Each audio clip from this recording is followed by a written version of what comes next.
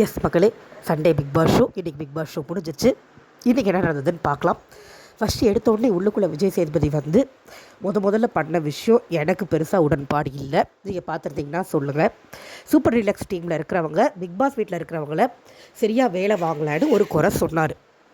Okay fine, வாங்கலை, என்ன பண்ணலாம்? சூப்பர் டீலக்ஸில் இருக்கிறவங்க சொன்னதை பிக் பாஸில் இருந்தவங்க கேட்கலங்கும் போது கையை பிடிச்சா இழுத்துட்டு போக முடியும் அப்படின்னு சுபிக்ஷா கேட்ட கேள்வியாகட்டும், என்னதான் சார் பண்ணுறது அப்படின்னு வினோத் சொன்னதாகட்டும், இது ரெண்டுமே நம்மளுக்கு நியாயமாக தான் இருந்தது. அந்த வீட்டில் எல்லாருமே ஒரு ஃபேம் இருக்கிற இண்டிவிஜுவல்ஸ். என்ன பண்ண முடியும்? பிடிச்சி எடுத்துகிட்டு போய் வேலை செய்ய நான் சொல்ல முடியும்? யோசிங்கன்னா முதல் வாரம் ஒருத்தருக்கு ஒன்றுமே தெரியாது. 1008 சண்டை மத்தியில் இவங்களை யோசிங்கன்னு சொல்கிறதுக்கு ஒரே ஒரு வார்த்தை பிக் பாஸ் வீட்டில் இருந்தவங்கக்கிட்ட நீங்களும் ஃபாலோ பண்ணணும் அப்படின்னு சொல்லியிருந்தாருன்னா நல்லா இருந்திருக்கும். இதுதான் ரூல்ஸ், இப்படி தான் இருக்குது, உங்களுக்கு பிடிக்கலன்னா அதை வேறு மாதிரி காமிங்க, அதுக்காக ரூல்ஸை பிரேக் பண்ணிட்டு போகாதீங்கன்னு சொல்லியிருக்கலாமே. ஏன் பார்வதியை திட்ட விருப்பம் இல்லையா விஜய் சேதுபதி சாருக்கு? ஏன்னா இந்த விஷயத்தில் சுபிக்ஷாவை பார்வதி போட்டு அந்த பாடுபடுத்துகிறாங்க. அதை ஒரு வார்த்தை கேட்கலை. லிட்டரலி அந்த விஷயத்தை சூப்பர் டீலக்ஸ் வீட்டில் இருக்கிறவங்க மேலே தான் தப்பு அப்படின்னு சொல்லிட்டு அவருக்கு பதில் தெரியலை. என்ன பண்ணுறதுன்னு வினோத் சார் கேட்டப்போ திருன்னு முழிக்கிறார். அவருக்கு பதில் தெரியல அப்படிங்கும்போது கண்டமேனிக்கு சமாளிச்சுட்டு போயிட்டார். எனக்கு சுத்தமாக பிடிக்கல அங்கே விஜய் சேதுபதி சார் பண்ணது. அவர் எதையுமே காமனாக சொல்லணும். அவர் ஒன் சைடாக இந்த தடவை இந்த வீட்டுக்கு சப்போர்ட் பண்ண மாதிரி எனக்கு இருந்தது. இது முதல் ஒரு போர்ஷனாக நடந்து முடிஞ்சது. அதுக்கப்புறம் ஒரு தேவையே இல்லாத போர்ஷன், ஃபாலோவர்ஸ்க்கு யார் அதிகமாக இருக்கும், ஹேட்டர்ஸ்க்கு யார் அதிகமாக இருக்கும்னு. ஃபாலோவர்ஸ்க்கு நிறைய பேர் திவாகர் சொன்னாங்க, ஹேட்டர்ஸ்க்கு நிறைய பேர் பார்வதி சொன்னாங்க. ஒருத்தவங்க சொல்லும் போதும் பார்வதிக்கு அந்த face reaction. Vijay Sethupathi sir Diwakar அரட்டினார், பார்வதியை அரட்டலை. ஏன் அரட்டலை? அதில் என்ன பாரபட்சம் பார்க்குறாங்க அப்படிங்கிறது எனக்கு தெரியல. பட் ஒருத்தவங்க சொல்லும் போதும் அந்த அம்மா ஃபேஸ் எப்பவும் போல் அஷ்டகுணலாக போயிட்டு வந்து நம்மளை அவ்வளோ டென்ஷன் பண்ணுற மாதிரி தான் அவங்களோட ஃபேஸ் ரியாக்ஷன் இருந்தது. ஓகே, ஸோ இந்த விஷயம் முடிஞ்சது. அட்ரஸ் பண்ண வேண்டிய எந்த விஷயமுமே இன்றைக்கி அட்ரஸ் பண்ணப்படலை. ஆக்சுவலாக ஒரு சில பெரிய விஷயங்கள் அட்ரஸ் பண்ணியிருந்திருக்கணும். எஸ்ஜேக்கு ஒரு வார்னிங் கொடுத்துருந்துருக்கலாம், ஹெவி வார்னிங்காக. கமருதனுக்கு ஹெவி வார்னிங் கொடுத்துருந்துருக்கணும். திவாகரையும் பார்வதியும் கூட வார்ன் பண்ணியிருந்திருக்கணும், விளையாட சொல்லியிருந்திருக்கணும். எதுவுமே நடக்கலை. சுபிக்ஷாவுக்கு ஒரு நியாயம் கிடைக்கவே இல்லை. கொடுத்த டாஸ்க்கை ஒழுங்காக பண்ணதுக்கு அவங்களுக்கு ஒரு நியாயமும் அப்ரிஷியேஷனும் எதுவுமே கிடைக்கல. ரம்யா ஜோவும் அன்றைக்கி திவாகர் பிரச்சனையை தேவையில்லாமல் பெருசு பண்ணாங்க, அதுவும் அட்ரஸ் பண்ணப்படவில்லை. இது மாதிரி நிறைய விஷயங்கள் போகிற போக்கில் இன்றைக்கி விட்டுட்டாங்க. ஆக்சுவலாக நம்மளுக்கு தெரிஞ்சது தான், இன்றைக்கி வந்து எலிமினேஷன் நோக்கி தான் போகும், வேறு எதுவும் இருக்காது அப்படிங்கிறது நம்மளுக்கு தெரிஞ்ச விஷயந்தான். அதே தான் நடந்தது, எந்த மாற்றமும் இல்லாமல். அடுத்து எலிமினேஷன் அப்படிங்கும்போது ஆளாளுக்கு ஒன்று கெஸ் பண்ணாங்க. So Praveen Gandhi eliminated officially. அவருக்கு இப்போயும் ஷோ புரியலை. நல்ல வேலை போயிட்டார். அந்த மனுஷனுக்கு எதுவுமே புரிய போகிறதில்ல. அவரோட ஏஜ் குரூப்புக்கு அவருக்கு வாழ்க்கையை பற்றின ஒரு புரிதல் இருக்குது. அவருக்கு மேல் டாமினேஷன் கொஞ்சம் 100% அவருக்கு இருக்குது. மேல் டாமினேஷன் அவர் அதை தான் காட்டணும்னு ட்ரை பண்ணுறாரு, அதை பற்றி தான் பேசுகிறாரு. அவர் உள்ளே இருந்தாருன்னா நிறைய கான்ட்ரவர்சிஸ் வரும் கண்டிப்பாக.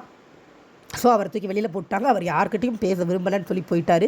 கடைசி வரைக்கும் சம்மந்தம்லாம் பேசிகிட்டு இருந்தார். அதை நம்ம ரிவ்யூவில் சொல்கிற அளவுக்கு அது ஒரு பெரிய விஷயம் கிடையாது. ஸோ அதை ஜஸ்ட் அவாய்ட் பண்ணிடலாம். போயிட்டார், அவ்வளோதான். விஜய் சேதுபதியும் வச்சு செஞ்சுட்டு அவருக்கு பேசி அவரையும் சாப்பிடுச்சுட்டு உள்ளுக்குள்ளே பாய் சொல்ல மாட்டேன்னு அடம்பிடிச்சார்.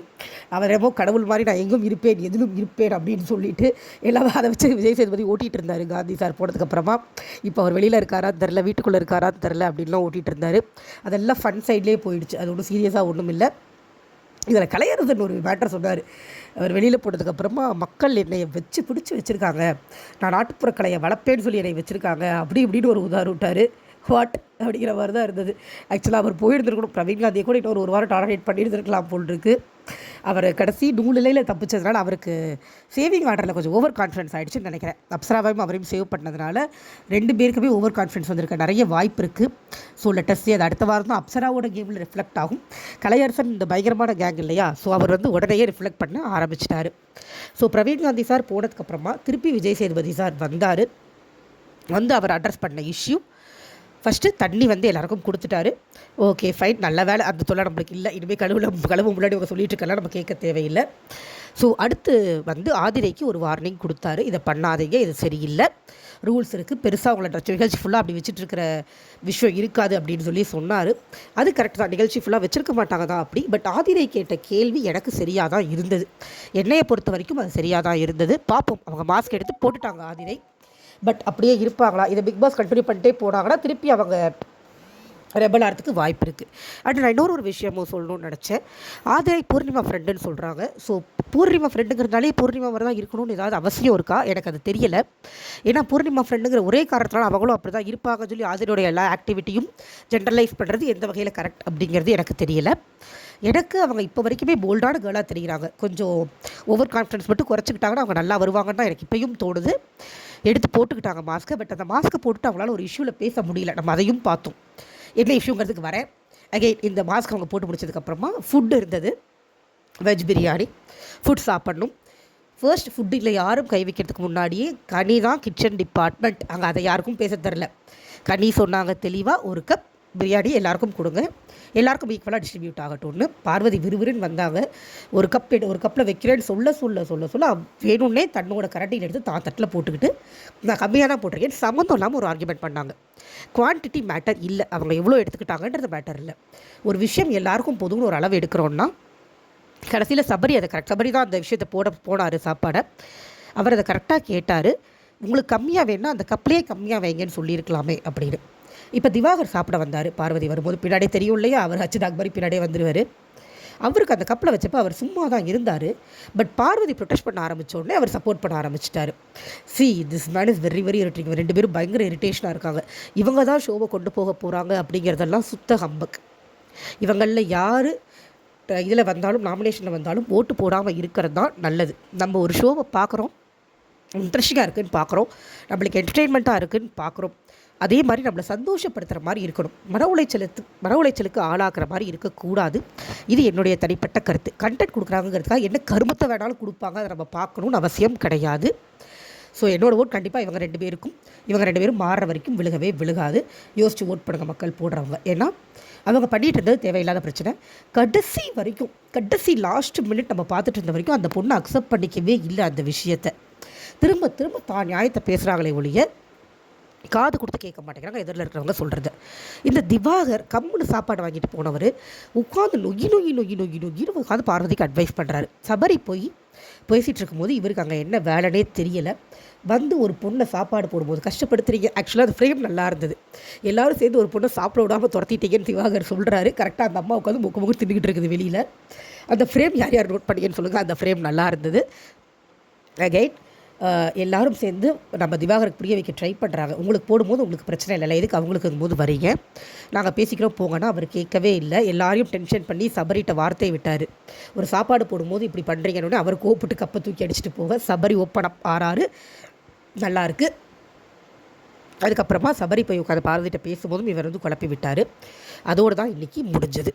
பார்வதி திருந்த போகிறது இல்லை. பார்வதிக்கு ஒரு வார்னிங் கொடுத்துருந்தா அட்லீஸ்ட் அவங்க க்ரூம் ஆகிறதுக்காக ஹெல்ப்ஃபுல்லாக இருந்திருக்கும். அடுத்தவங்க பேசும்போது கேளுங்க, நீங்கள் பேசுகிறது மட்டுமே எப்பயும் கரெக்டாக இருக்கணும்னு அவசியம் இல்லை அப்படிங்கிறத சொல்லியிருக்கணும். இவங்க தனக்குன்னு தனியாக ரூல்ஸ் போட்டுக்கிறாங்க. நான் இந்த நாளில் எப்படி சாப்பிடுவேன், அந்த நாளில் அப்படி சாப்பிடுவேன் அப்படின்னு தனியாக ரூல்ஸ் போட்டிருக்காங்க. பார்வதியோட ஆள் மனசில் யாரோ போய் பதிய வச்சுருக்காங்க அவங்களுக்கு. பிக் பாஸுங்கிறது சண்டை போடுறது அப்படின்னு. அவங்களுக்கு அதை தவிர வேறு எதுவுமே தெரியலை. வளைச்சி சண்டை போடுறத தவிர அந்த லேடிக்கு வேறு எதுவுமே தெரியலை. சண்டை மட்டும்தான் போடுறாங்க. எதுக்கு எடுத்தாலும் சண்டை போடுறாங்க. அந்த ஃபுட்டு அந்த கப்பில் கொஞ்சமாக வைங்கன்னு கேட்டு வாங்கிட்டு போயிருந்தா ஒன்றுமே குறைஞ்சி போயிருக்க போகிறதில்ல.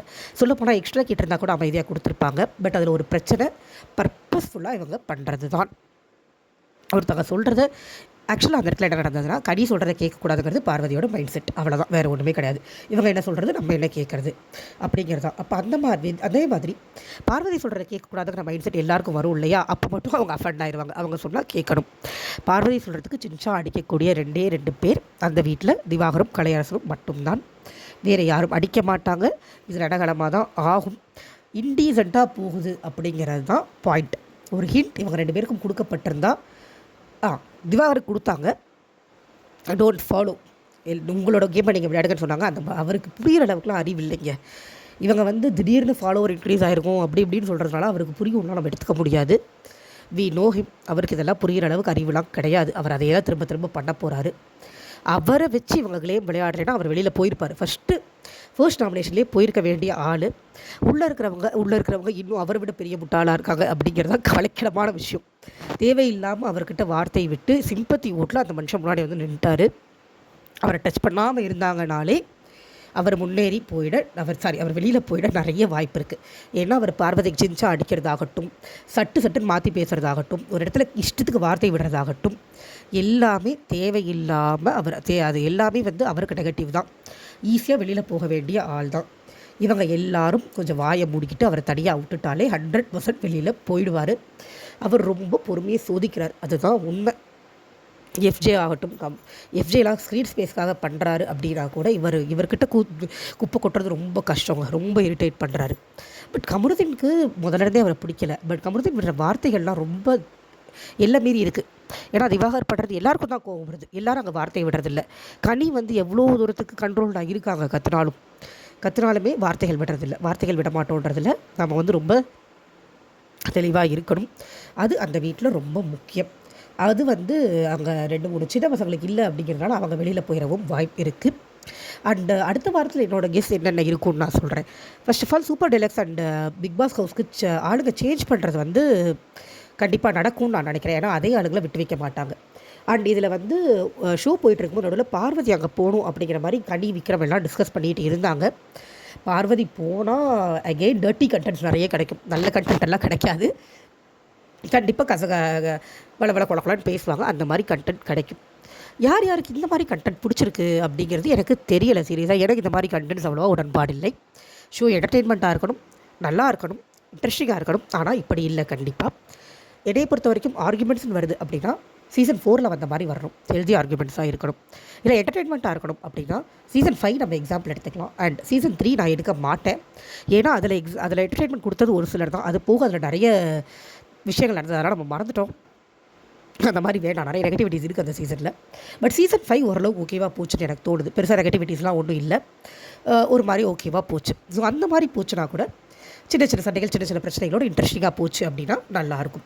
இந்த டர்ட்டி ஃபைட்ஸ், இந்த கொஞ்சம் ஒருத்தவங்களோட வெரி வெரி பேட் ஆட்டிடியூட் அதை அட்ரஸ் பண்ணாமல் விடுறது, அதை வளர்த்து விட்டு அது மூலமாக கண்டென்ட் பார்க்குறது, இதெல்லாம் முகம் சுளிக்க வைக்கிற மாதிரி தான் இருக்குது. பார்க்குறோம், அஃப்கோர்ஸ் பார்க்குறோம், பேசுகிறோம், எல்லாமே பண்ணுறோம். பட் நல்லா இருக்கா, இன்ட்ரெஸ்டிங்காக இருக்கானா, நம்மளுக்கு சிரிக்கிற மாதிரி இருக்கா அப்படின்னா கண்டிப்பாக கிடையாது. சிரிச்சே ஆகணும்னு இல்லை, பட் அட்ரஸ் பண்ணப்படலாம். ஒரு விஷயம் தவறாக நடக்குதுன்னா அதை கண்டென்ட்டுக்காக விடலாம், அப்படியே விட்டுறாமல் திருத்தலாம் அப்படிங்கிறது என்னோடய பாயிண்ட். திருத்தி கொண்டு போக ட்ரை பண்ணலாம், சொல்லலாம் இல்லையா. கேட்கலாங்கிறது அவங்களோட இஷ்டம். பட் அட்ரஸ் பண்ணாமே விடக்கூடாது. ஒரு விஷயம் தப்பு பண்ணியிருக்காங்க, இது வந்து அத்தனை பேர் சொல்கிறாங்க, எழுந்து அவங்களோட ஃபேஸ் வேல்யூ சரியில்லை, ஃபேஸ் ஆட்டிடியூட் சரியில்லைன்னு சொல்லும்போது அகெயின் அவங்க அந்த ஃபேஸ் தான் காமிச்சிட்ருக்காங்க பார்வதி. அப்பையும் கூட விஜய் சேதுபதி சார் அதை அட்ரஸ் பண்ணலை. இதை தான் சொல்கிறாங்க, இதை மாற்றிக்கோங்கன்னு சொல்லலை. ஒரு ஜென்ரல் அட்வைஸ், இதை இப்படி மாற்றிக்கிட்டே உங்கள் லைஃப் நல்லாயிருக்கும். கமல் சார் சொல்லுவார் தெரியுமா, கேட்டால் கேளுங்க, கேட்காட்டி போங்க, ஃப்ரீ அட்வைஸ் அப்படிங்கிற மாதிரியாவது அதை கொடுத்துருந்துருக்கணும். கொடுக்கல. இவங்க யாரும் திருந்த போகிறது இல்லை. அதுவும் விஜய் சேதுபதி சார் இவ்வளோ லீனியண்ட்டாக போனார்னா கண்டிப்பாக திருந்த போகிறது இல்லை. அண்ட் இன்னொரு விஷயமும் நம்ம சொல்லணும்னு நினச்சது, விஜய் சேதுபதி சார் வந்து இதை ஒன்று பண்ணுறாரு, தான் நினைக்கிற பதில் வாயில் வர்ற வரைக்கும் பாடாப்படுத்துறாரு. நேற்று வினோத் சொன்ன ஒரு வேறு எனக்கு ரொம்ப பிடிச்சிருந்தது, நாங்கள் சரியாக பண்ணல, விட்டுருங்க சார் அவ்வளோதான் அப்படின்னு சொல்லி கப்புன்னு முடிச்சார். ஆக்சுவலாக வினோத் கரெக்டாக பிடிக்கிறாரு பாயிண்ட்டை. விஜய் சேதுபதி சாருக்கு என்ன வேண்டியிருக்குன்னு அவருக்கு புரியுது. அப்படி கொண்டு போகக்கூடாது. அவருக்கும் எக்ஸ்பீரியன்ஸ் பத்தலை, அவரும் புதுசு தான் இல்லையா. ஸோ ஆக்சுவலாக இங்கே கண்டஸ்டன்ஸ் இவ்வளோ கற்றுக்குறாங்களோ அதே அளவுக்கு விஜய் சேதுபதி சாரும் கற்றுக்கிட்டு இன்னும் கொஞ்சம் குரூம் ஆகணும். அவர் அதட்டுறது பிடிக்கிறதெல்லாம் நம்மளுக்கே சில சமயம் முகம் சுளிக்கிற மாதிரி தான் இருக்குது. தேவையில்லாத இடங்களில் வர அதட்டல், தேவையில்லாத இடங்களில் அவர் கட் பண்ணுறது, இதெல்லாம் நம்மளுக்கும் பார்க்கும்போதும் கொஞ்சம் ஆடாக தான் இருக்குது. அதுவும் இந்த ஃபர்ஸ்ட் ஹாஃபில் அவர் பண்ணது எனக்கு சுத்தமாக பிடிக்கல. ஒரு சொல்யூஷனே கொடுக்காம யோசிக்க இவருக்கு மூலர் தான், இவர் ஏதாவது ஒரு சொல்யூஷன் கொடுத்துருந்துருக்கலாமே. அந்த இடத்துல பைகாட் பண்ணது தப்புன்னு ஒரு வார்த்தை கூட சொல்லலை. ஆதிரைக்கு தப்பு சொன்னவரால் ஏன் பார்வதிக்கு பண்ண சொல்ல முடியலை அப்படிங்கிறது எனக்கு ஒரு பெரிய கொஸ்டின் மார்க்காக தான் இருக்குது. ஆதிரை என்ன பண்ணுறாங்கன்னு பார்ப்போம், எல்லோரும் என்ன பண்ணுறாங்கன்னு பார்ப்போம். Thank you so much. பாய்.